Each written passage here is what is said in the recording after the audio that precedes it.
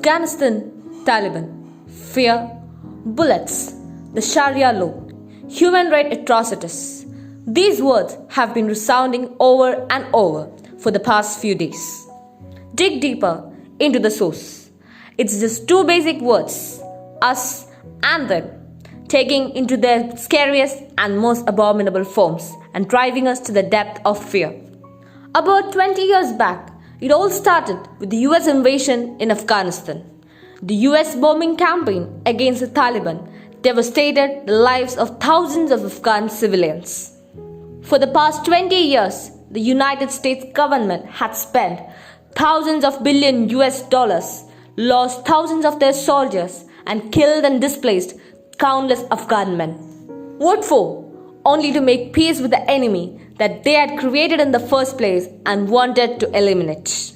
On April 14, 2021, when Biden proclaimed the withdrawal of the US troops from Afghanistan, Afghan was left in the same, or if not, in a far worse state than they had found it. Now, over the past 7 days, the Taliban has taken control of at least 11 of the 34 provincial capitals.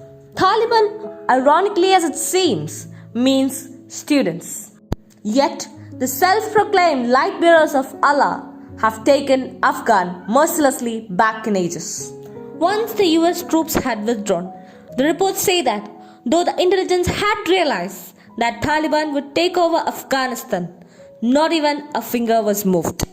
While the place is being converted into a grave, the rest of the world governments have chosen to remain silent.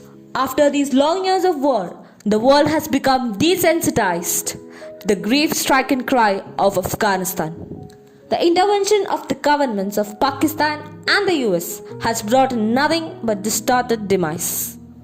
Others are silent because they are worried of offending people.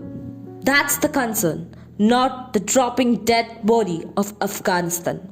And what has the Taliban done now? Women are under complete oppression. Girls have limited or no access to education. Women cannot leave the house without a male escort. The strict implementation of the Sharia law, including public execution. Women taken in as sex slaves. Men of the family taken forcefully into the Taliban forces. Genocide and ethnic cleansing of minority groups like the Hazaras. The atrocities that the Taliban has placed on the people of Afghanistan has come nowhere to an end. In this year alone, over 330,000 billion Afghans have left their homes, and many more fleeing from their homes in this time of crisis. We see every day people running after aeroplanes or any sort of transport that they can lay their hands upon to escape from home. It doesn't get easier.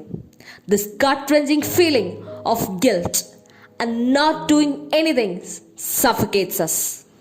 Thinking of how we'd find ourselves in a dilemma where we have to find words to say to the lost and bleeding, the wounded and screaming, to the ones sleeping in dust, in total uncertainty and zero hope. I guess we all tell ourselves, this too shall pass. The real question is, what's next to come?